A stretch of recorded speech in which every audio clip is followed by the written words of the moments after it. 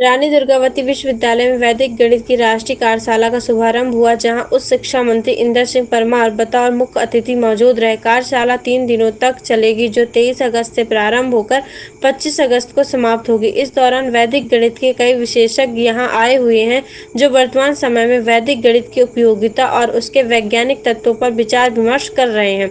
रानी दुर्गावती विश्वविद्यालय में राष्ट्रीय कार्यशाला के उद्घाटन सत्र में बड़ी संख्या में छात्र और विश्वविद्यालय के शिक्षक मौजूद रहे। उसमें तो वैदिक गणित आशीर्वाद रूप है, इसलिए मैं राजेश जी को कहूंगा कि इस वैदिक गणित का खास करके कॉम्पिटिटिव एग्जाम के लिए अलग से कुछ क्लास चलाइएगा यहाँ, क्योंकि कॉम्पिटिटिव एग्जाम में कैलकुलेटर कंप्यूटर का उपयोग नहीं कर सकता। तो गणित के प्रश्न होते हैं, वो जो वैदिक गणित जानते हैं वो बच्चे बहुत सरलता से हल कर देते हैं। तो और आज इस वैदिक गणित सिखाने के लिए क्लासेस वाले कोई वैदिक गणित नाम लेते हैं, कोई मैजिकल मैथमेटिक्स कहते हैं, कोई स्पीडी मैथमेटिक्स कहते हैं, लेकिन सिखाते सब वैदिक गणित। वो हजारों रुपया लेते हैं सिखाने के लिए, बच्चों को बेचारे लूटे जा रहे हैं बच्चे वो। और सिखाते कुछ कितना सीखते हैं तो मालूम नहीं, क्योंकि एक बार हैदराबाद में हमारी कार्यशाला थी, इसी प्रकार की 3 दिन की।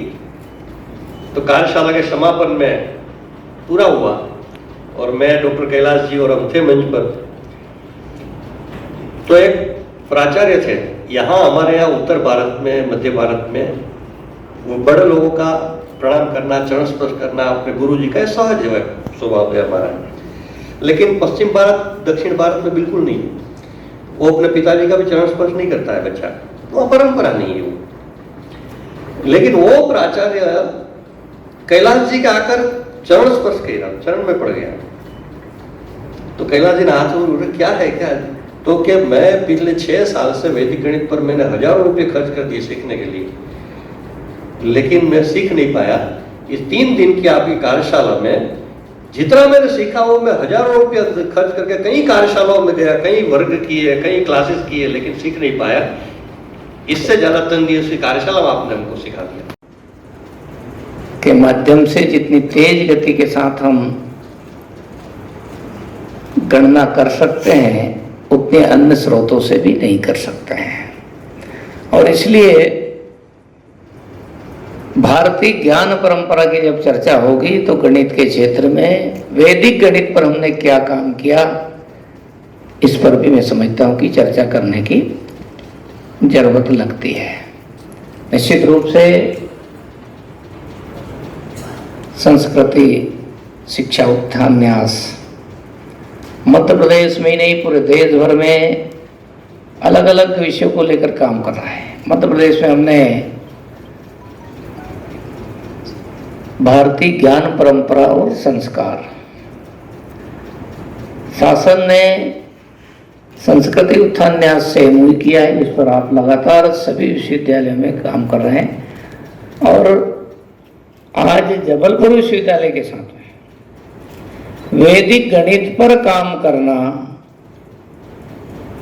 और इसलिए मैं हमारे उस पर जो एमओयू हुआ है उसके लिए हमारे कुलगुरु वर्मा जी को भी बधाई देता हूँ और आदरणीय भाई साहब को धन्यवाद देता हूँ कि आपने एक कदम आगे बढ़ाने के लिए हमारे विश्वविद्यालयों का मार्गदर्शन करने का जो संकल्प लिया है, उसमें एक कदम और आज हम आगे बढ़ रहे हैं। जब गणित के विषय की हम बात करते हैं तो एक समय था जब ये कहना पड़ता था कि गणित में हमारे पूर्वजों ने काम किया है। मुझे लगता है कि अब तो व्यापक रूप से लोग समझने लग गए कि गणित में केवल हमारे पूर्वजों ने काम किया है। दुनिया को गणित में जो कुछ दिया है वो केवल हमने दिया है और ये दुनिया मानने लगी है। और इसलिए भारत के आध्यात्मिक दृष्टि से एक प्रकार से गणित को बड़ा महत्व का विषय माना गया है। शून्य और अनंत, और आप देखिए जब आवश्यकता शून्य होगी तो आनंद अनंत की ओर जाएगा और आवश्यकता अधिक होगी तब आनंद शून्य की ओर जाएगा। यह अनंत और शून्य का जो संबंध है ये आध्यात्मिक दृष्टि से बड़ा महत्व का है। और इसलिए जब भारत के अपने गणित के विषयों को लेकर के क्योंकि यहाँ तो वैदिक गणित विषय है, लेकिन जब चर्चा करेंगे, जो लोग लिखेंगे, पाठ्यक्रमों में सम्मिलित करेंगे, तो मुझे लगता है कि हमारा गर्व करने का भाग गणित पढ़ाते समय आना चाहिए, जिसमें वैदिक गणित की चर्चा भी होना चाहिए। लेकिन चर्चा से केवल काम नहीं चलेगा, उसमें वैदिक गणित भी पाठ्यक्रमों तक पहुंचाने की जो आवश्यकता है, मैं समझता हूं कि मध्य प्रदेश क्योंकि आगे बढ़े हैं, तो जब राष्ट्रीय शिक्षा नीति पर काम कर रहे हैं, तो तेज गति के साथ वैदिक गणित की शिक्षा भी हम हमारे विश्वविद्यालय में प्रारंभ कर सकते हैं। और जो आज एमओयू हमने किया है संस्कृत शिक्षा उत्थान न्यास के साथ में, ये शुरुआत है। क्यों वर्मा जी, है ना?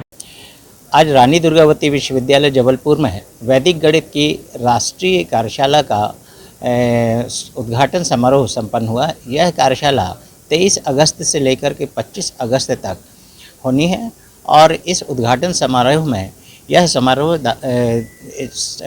रानी दुर्गावती विश्वविद्यालय के सभागार में संपन्न हुआ, जिसमें मुख्य अतिथि के रूप में हमारे उच्च शिक्षा मंत्री माननीय श्री इंदर सिंह परमार जी और विशिष्ट एवं मुख्य वक्ता के रूप में माननीय डॉक्टर अतुल भाई कोठारी जी, राष्ट्रीय सचिव शिक्षा संस्कृति उत्थान न्यास, नई दिल्ली, विशेष रूप से उपस्थित थे। कार्यक्रम की अध्यक्षता माननीय कुलगुरु डॉक्टर राजेश वर्मा जी के द्वारा की गई और हमारे क्षेत्र के यशस्वी विधायक श्री अशोक रोहाणी जी एवं मध्य पूर्व क्षेत्र के विधायक डॉक्टर अभिलाष पांडे जी, हरि सिंह गौर विश्वविद्यालय की कुलगुरु डॉक्टर नीलमा गुप्ता जी और हमारे प्रांत के अध्यक्ष श्री अजय तिवारी जी विशेष रूप से उपस्थित हैं। श्री राम चौथाई वाले जो हमारे राष्ट्रीय वैदिक गणित के संयोजक हैं, वे भी उन्होंने कार्यक्रम का पूरी विशेष जानकारी दी। और आज हमारे जो मुख्य अतिथि थे, उन्होंने सभी युवाओं को स्वयं को गौरव अनुभव करने के लिए और भारतीय संस्कृति का गौरव अनुभव करने के लिए प्रेरित किया। और यह शिक्षा संस्कृति उत्थान न्यास यह उम्मीद करता है कि 3 दिन की जो राष्ट्रीय कार्यशाला होगी, इसमें पूरे देश से लगभग 60 प्रतिभागी आए हुए हैं और इस विषय के विशेषज्ञ जो है इसका पर्याप्त लाभ प्राप्त करेंगे।